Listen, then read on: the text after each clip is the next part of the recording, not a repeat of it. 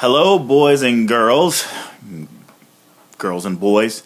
You are now listening, if you're on Stitcher, iTunes, and SoundCloud, or maybe even on Tumblr, and watching if you're on YouTube, episode 32 of Peter Talks Smackdown. Now, if you've been keeping up for the past 2 weeks, this WWE product has been garbage. Everything about it has been absolutely garbage. I consider NXT a WWE product. And you know what? To a certain extent, that has been a saving grace overall for this product, for the WWE product. Anything who bears the WWE name. If a check goes to you and it's signed at the bottom by Vincent K. McMahon, you are a WWE employee. And you say take what happened with the Takeover. It was great. Takeover was great. But it had holes in it. Whatever. But Raw, Smackdown, I think the only thing good that the WWE has had with the main roster involved is the MSG show, because it wasn't something that was dedicated to any one thing. You know, you had some storylines that tied in somewhat, but for the most part, it was just a fun wrestling show. You go into it without any expectation, just watch some wrestling. And you walk away, it was like, hey, that was some good wrestling. But when you come to the show and you're trying to tie together storylines and trying to figure out where everyone is and where the creative's mindset is, it's been shit.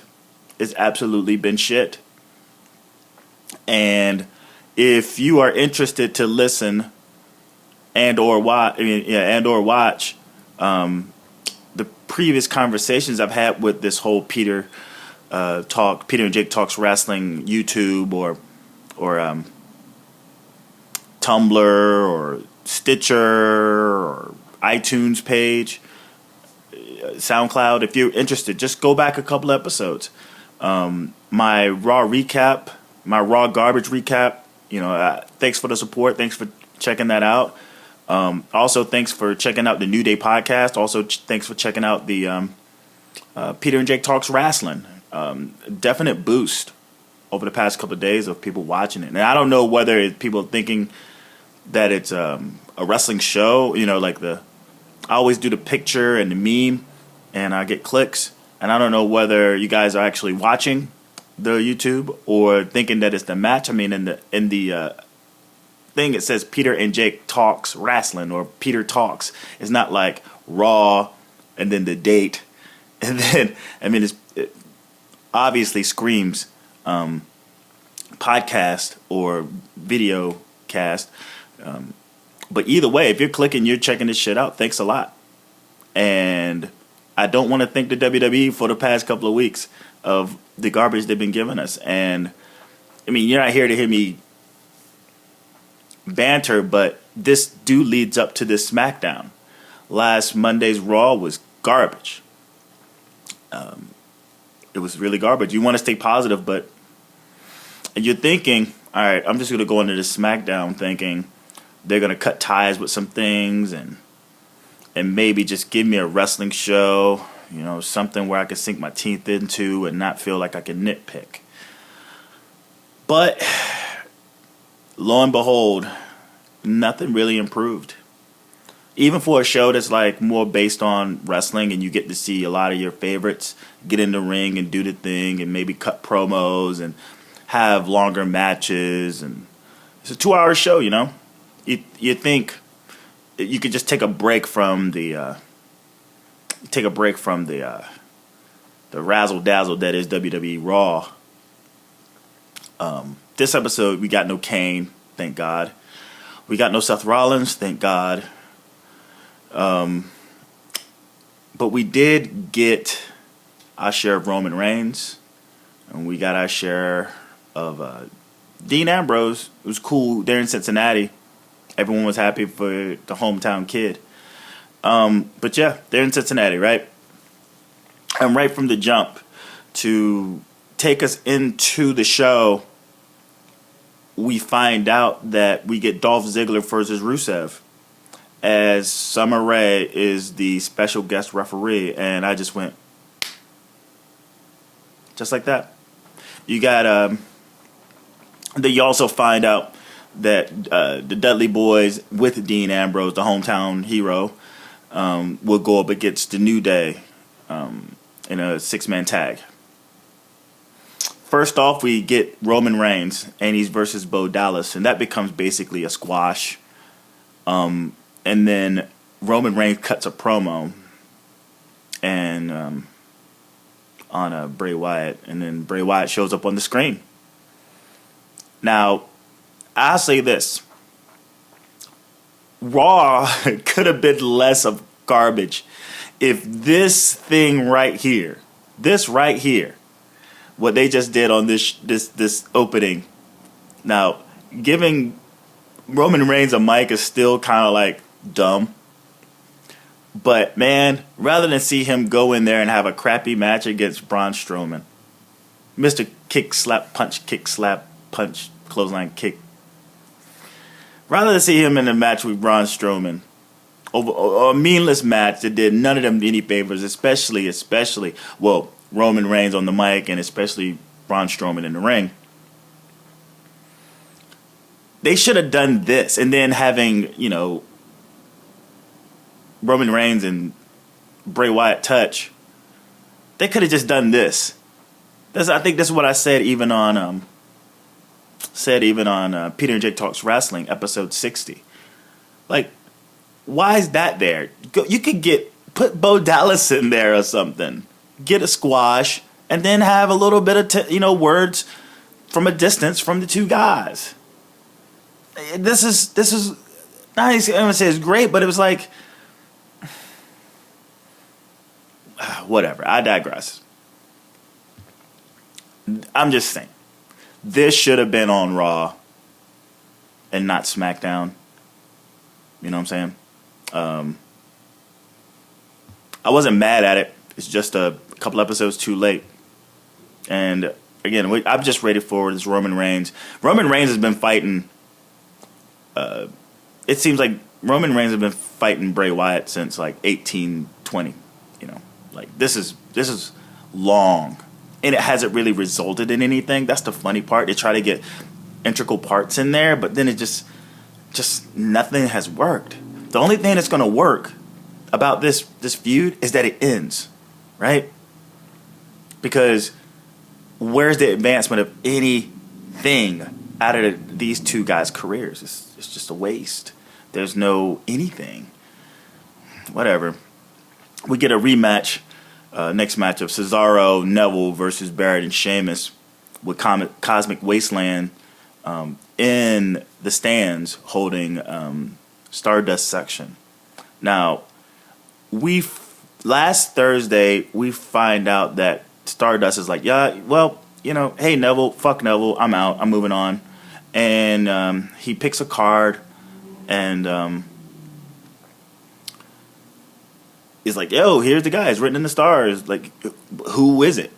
Come to find out, I think Cesaro and Stardust is about to start a feud.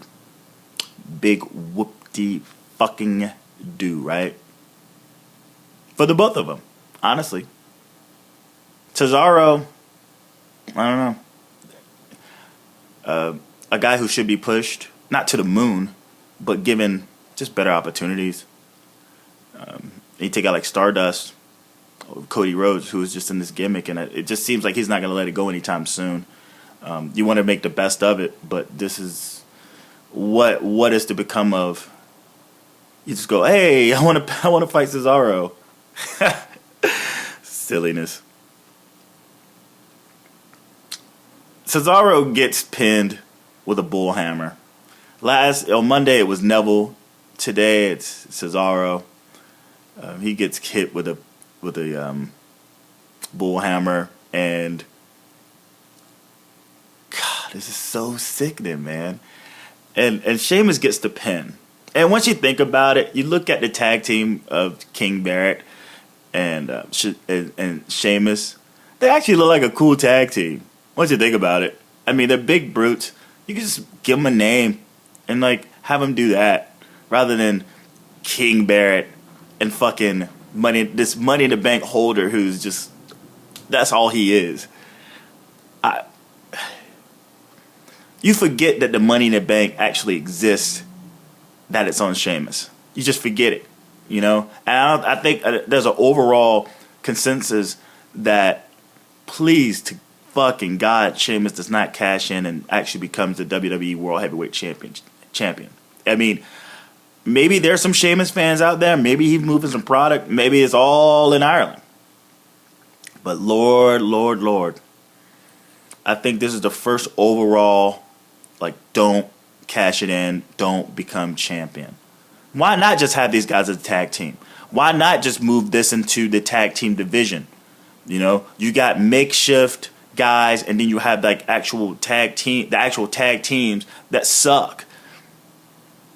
This can be a perfect opportunity to give those guys something and to actually build something towards a tag team movement. I would love to see these guys go against the Dudley Boys. I would love it. I would absolutely love to see that. I would like to see I would like to see Barrett and Sheamus as a tag team face Harper and Strowman. I mean, I would enjoy that a lot. I would like to see that against Ambrose and fucking Reigns. But WWE is not smart enough to think that this is something that would actually work if these guys are like going to be heels, because they work great together.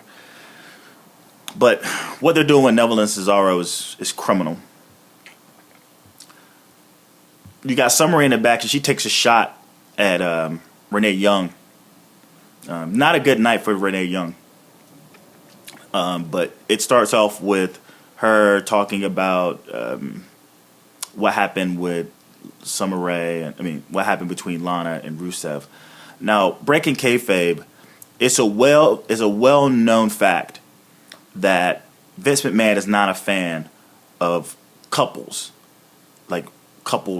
inside the promotion. Like if one wrestler is dating another or this, that, and the other, he's not a fan.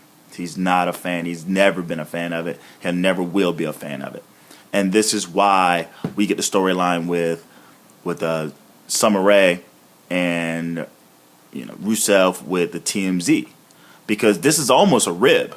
Honestly, this is almost like, how dare you motherfuckers get engaged? This is how much I don't agree with this. And I'm going to throw this in a crappy storyline, and it's going to be an attempted burial of Rusev.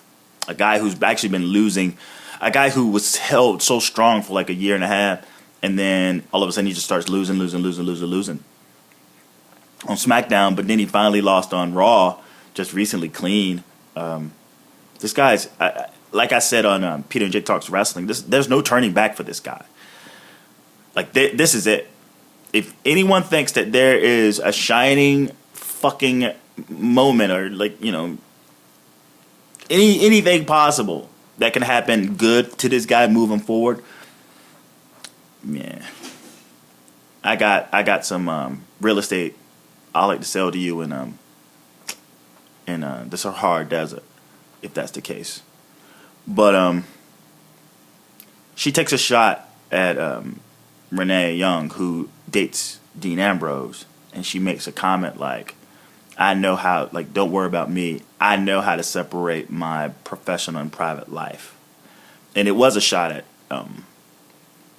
Renee Young in her relationship with Dean Ambrose, which Vince is not high on either. And I feel like the only relationship that Vince McMahon is really into is Triple H and Stephanie McMahon, Cody Rhodes, and whatever the fuck her name is. She's the announcer chick for SmackDown and Raw at time. I can't think of her name right now, but she's so goddamn hot. But like, that's the only relationships he seems to be cool with. Anything outside that, you're fucked. And we jumped to a Payday. Apparently, Payday's jumped on the WWE promotional bandwagon. And last Monday, they did the most unconventional. I think that's what their whole gimmick is. Payday, unconventional. Baron Saxton's in the back talking to Dean Ambrose, who was a runner-up to Page to win the fan favorite of most unconventional superstar. And as he's calling Paige crazy and why she deserves it, he's emptying out his bag. And he pulls out a slammy. He pulls out handcuffs and keys, a slinky, a balloon animal, a magic 8-ball, and he's freaking out about how he's missing something. Baron Saxton reaches into the bag and he pulls out the Payday. Apparently that was the thing that was missing because it was in another pocket of the bag. And very much like Paige Monday and her having a Payday in her hand, this happens with Dean Ambrose. It's a goddamn shame. You're in Cincinnati and you got this guy doing a fucking Payday spot. Just looking stupid. Pulling dumb shit out of his bag. He could be doing something way more constructive in his hometown than this. Kevin Owens versus Zack Ryder. Zack Ryder doesn't even get his name chanted. His name called. He's just in there. They show the thing below. And it becomes a squash. He actually hits Zack Ryder with a meat hook. Gets the pin. And Ryback runs into the ring. He's more serious. It seems like he's just ready to beat the living shit out of Kevin Owens. I have nothing to say about this because I just feel it's just lackluster.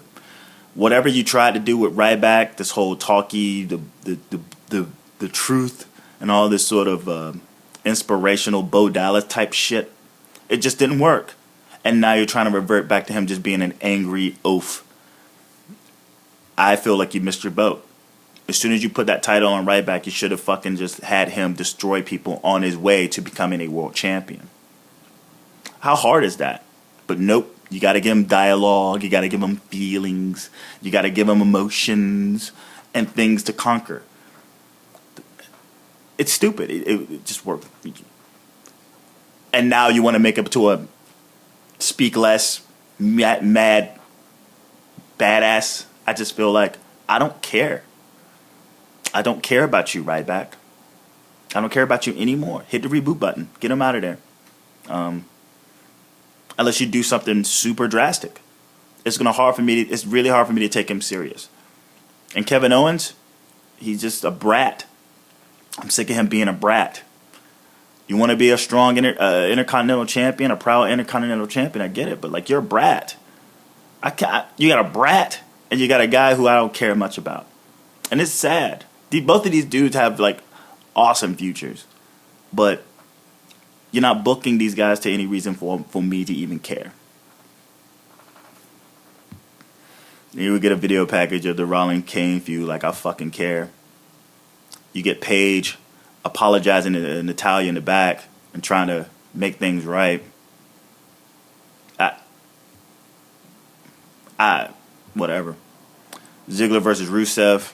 The storyline is that Summer Rae is the special guest referee. This is dumb. And the story in the ring is that she's still mad at Rusev. She fast counts for Ziggler. She doesn't count and slow counts for Rusev. Smacks him. Zigzag.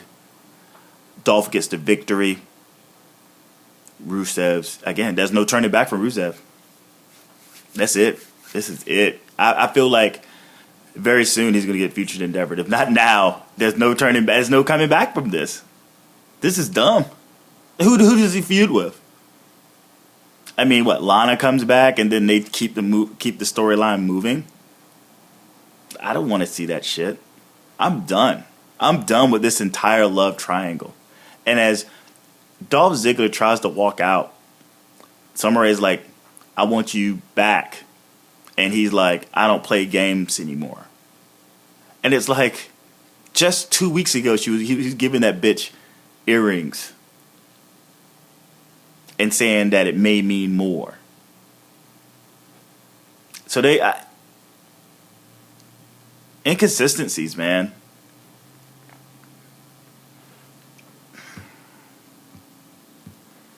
Get Dudley's in the back with Renee Young. They keep scaring the shit out of her. And Ambrose. You get the primetime players. Remember those guys? The primetime players? They used to be your world tag team champions. Oh, God. Just recently, like with the last month, they were your tag team champions. They're in the ring to basically put over Harper and Strowman. Very quick match. We get a Strowman vid before the match even starts. So we know what this is going to be about. Yeah, the strangulation of Darren Young. She strangles his ass. That's how the match ends. And the primetime players, I mean, they may as well just fire them too. I mean, just reboot this whole roster. You fucked everything up. You fucked everything up. They fucked up everybody. I think the episode is like point of no return. Like everybody. The primetime players, fucking Bo Dallas, Rusev, just the point of no return.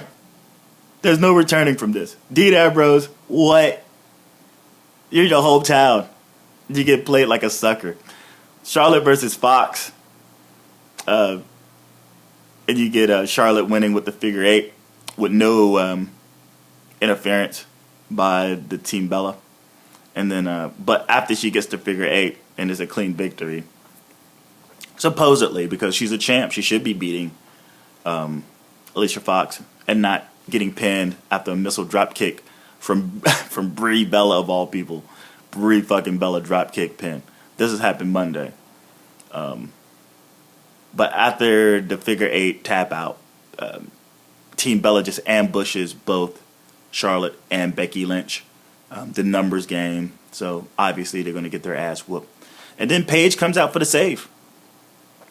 After her begging and pleading and kissing up to Natalya to want to make things right, this is part 2 of her trying to make things right. Now, they couldn't make up their mind where they wanted to go with this. If you wanted Paige to sort of break away from the flock and talk shit. And this is what I've been talking about the whole time is like, I haven't seen a heel. Everyone's heel turn. I'm like, no, there's been no heel turn. It's just been animosity within the faction. She's pissed because she's blown her chances to become champion. And she sees Charlotte where she wants to be. She never hit Charlotte. She never hit Becky. All she did was just patronize and talk shit to them. She still felt, I felt like she was still part of the faction. And everyone's like, no, heel turn, she's out of the group. So when when they become Team NBC with Natty, she's like, that's my spot. And now she's swallowing, like putting her tail between her legs and trying to make things right. Now, maybe it's all a ruse. We have to see from here, but my God, this is it's just a clusterfuck. How many times have I called this shit a clusterfuck? With what they're doing with this Divas division and not being focused, not keeping an eye on the ball. It's supposed to be a Divas revolution. You're supposed to go in there and not just give these bitches just random matches. Give them strong storylines. Give them obstacles to climb. Face, heel. You build up your heel to be a reputable heel to whoever you decide on, whatever babyface side on the fucking, on that Divas roster. And just give them what they did on NXT. Just give them substance. Not make them petty. This is just Total Divas Extended. You made everything petty. You took the belt off Nikki Bella, a person who is ideal for that spot. Now, people don't like her for wrestling ability or politics or what have you, but fuck you. She's still the right fit for this fucking belt. She has the look. She's somewhat decent. And she's super loyal to the company. And she has improved. And you know what? She's that obstacle to climb for anybody. Whether it's Charlotte, whether it's Becky, whether it's Paige, whether it's anybody. Sasha Banks, anybody against her. And she will get over the baby face. Anyone who tells me anything different is an idiot. Oh, we're so tired of Nikki Bella. Like, why? Like, then you know what? Let whoever stands in her way, I mean, that's whoever's going after that belt, give her that baby face push and get behind whoever wants to take out Nikki Bella. Charlotte is a placeholder right now. I mean, Paige hit it right on the fucking head. They've been treating her like a placeholder of that fucking Divas belt. But no, everybody has to win a championship right now. Everyone needs to fucking get a number one contendership. Everyone needs to do this. Everything needs to do that. Everything has to be fast fucking pace. You look at what happened on NXT, and they had a number one contenders over the top battle royal where fucking Apollo Crews wins. And he's the number one contender to face Finn Balor. What the fuck kind of garbage is that? He had a bona fide, potentially awesome feud with Tyler Breeze. And they threw that all away to give him the number one contendership. He's done nothing to deserve it other than win this. He has no substance. He hasn't done anything. He's had 2 matches, 2 legitimate matches, and now he's the number one contender for the NXT belt. That is a problem. Charlotte comes up to the main roster. She gets thrown into facing fucking Brie Bella. And now she wins the championship, and they have nothing to do with her because they didn't build anything of substance going after that belt. Say, take what my counterpart Jake said. Oh, yeah, they just wanted that sweet moment with Ric Flair. What? And now you got Paige trying to fucking kiss up and get back with the group. It's just a weird thing. I don't get it. I don't understand this. I don't understand the storyline. We get to the main event, and it's the New Day versus the Dudley Boys and Dean Ambrose. And man, they fucking gave it to Cincinnati in terms of the hometown welcome of Dean Ambrose. But they did one thing wrong. They had him disappear at the end of the match. He just vanishes. He gets up. He comes in with the hot tag, and he's a house of fire. People going nuts. He has the new shirt on. I think because Cincinnati is Ambrose County. I guess they sold a bunch of those there. He gets in his match. That's all he does, other than that stupid payday backstage thing. They just Cincinnati it up like a motherfucker. And then he gets on the top buckle. He gets pushed off, and then he vanishes as the New Day decimates the Dudley Boys. It ends in DQ because Xavier Wood, a bloody Xavier Wood, I wonder how he became bloody, he hits, I think, Devon with the trombone, and he actually uses that trombone as a weapon. He beats the living shit out of both Devon and Bubba Ray. We get a Shining Wizard, and we get a Trouble in Paradise. Then we get a big ending on Devon. And now we end this episode like we ended Raw 2 weeks ago, with the New Day being a little more badass, a little more vicious, and they're standing tall in the end. Make up your mind what you want to do with these guys. Now, the trombone is destroyed. Does he get another trombone, or is that the end of the trombone gimmick? Because I didn't think I was going to see that trombone used actually physically as a weapon. But sure enough, they did here. I mean, they decimated that fucking thing. That shit's all bent up. And like maybe 2 weeks ago, Peter and Jake Talks Wrestling, episode 59, I don't talk about how the trombone going to go, but I'm like, if they're going to go with this uber badass like trombone thing, and they didn't even really use it in this episode. Like, the trombone was like not even used. They came out with it, and then they used it as a weapon, and that was it. So if the trombone is destroyed right now, it seems that gimmick is going to be gone. speculating that it's going to be gone. And the New Day, hopefully, after what happened to them Monday, of them kind of considered jokes to Ambrose and Randy Orton, preparing for their match against Strowman and Harper, and the dissension between them, and looking at the New Day as not even like worthy of their attention, more than say how they're gonna handle themselves as a tag team. And hell, why wasn't Randy Orton here tonight? He could have came in and at least hit a couple of RKOs on the New Day, and then have, if you're gonna go with this dissension or what have you, one-upsmanship, then yeah, you could have done it here on with Dean Ambrose. But he just vanishes. Welcome home, Dean. And that's it. That's SmackDown. Loose ends. It's just too many loose ends. It's just so much stuff that it's just tough. It's really tough to follow this because they're not giving you anything to follow. You're here, you're there, you're up, you're down.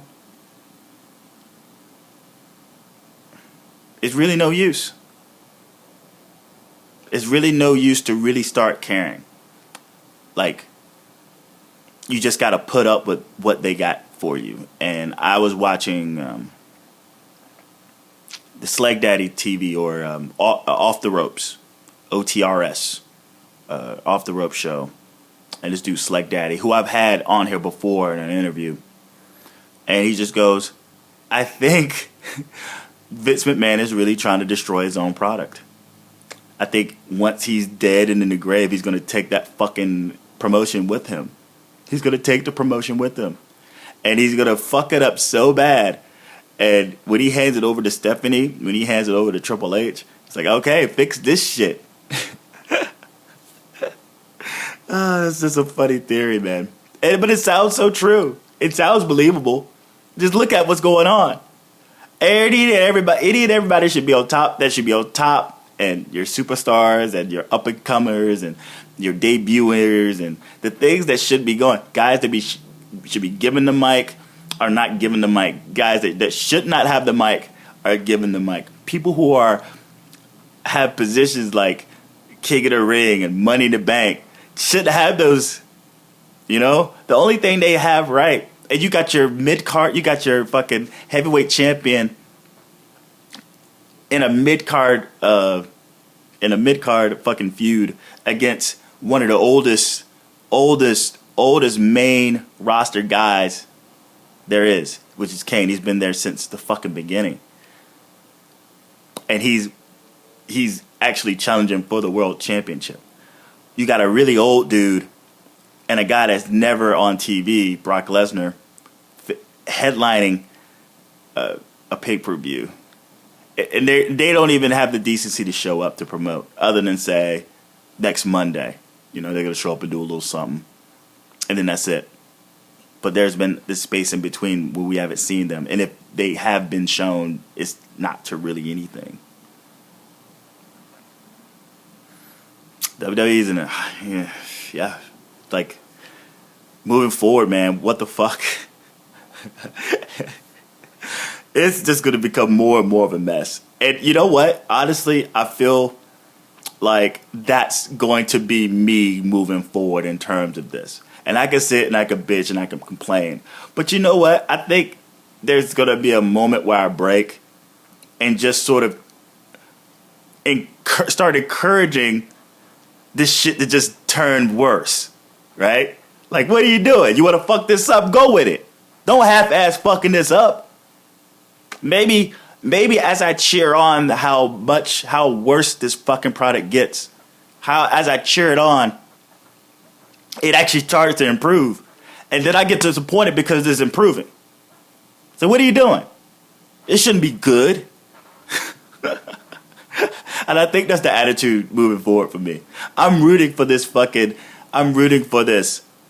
to just get worse and worse. I made a list of the top 10 ways that the WWE can improve. I have it written up. I may make some changes, but tomorrow is going to be part 1. I'm gonna analyze it some more, maybe make some changes, because some of these things sort of intertwine with one another. You know, you got your obvious things like, this person should have the money in the bank and this guy should be given a push. But no. I want to make it a little more. Each subject will have sub-subjects that would attribute to the actual, one of the things I think will get better. So part 1, 10 through 5 will be tomorrow of ways to make the WWE product better. How I can enjoy it. It's just me shooting from the hip sort of a thing. Like, I'm not saying that, like, WWE should follow this model. It's not like they're going to be looking for this model online and be like, oh my God, we need to look at this. It's just me, for us to start the conversation. For my listeners, to my viewers, between us. And, so that'll be up tomorrow. Thanks for checking out Peter Talks Smackdown. Hit the subscription button below. Again, we're on iTunes, Stitcher, SoundCloud. Google Peter and Jake Talks Wrestling Central. And all those options should show up. Add us on your playlist. Subscribe. Again, as a YouTube, you can subscribe below. Subscribe. If you even have a Tumblr. Comment, thumbs up. Follow me on Twitter. PJTW Central. That's PJTW Central. Leave a comment. And again, share this as much as you possibly can. Got more stuff coming for you. Be sure to tune in tomorrow for 10 through 5, for part 1 of things that make the WWE better. Again, go back and make sure you check out Peter and Jake Talks Wrestling, episode 60. Check out the New Day podcast and check out my fucking my Raw recap where I'm just like, I've had enough of this crap. So I'll see you tomorrow for the beginning of the countdown, part 1 of the things that WWE can do to get better. And until then, it's Saturday. Enjoy the sun. I got some sun over here. I was going to upload this shit and then go for a walk or something. And football. Enjoy your football. And yeah. I hate getting out of here. I'm the worst at ending these fucking things. But nevertheless, watch out for those foreign objects. Peace.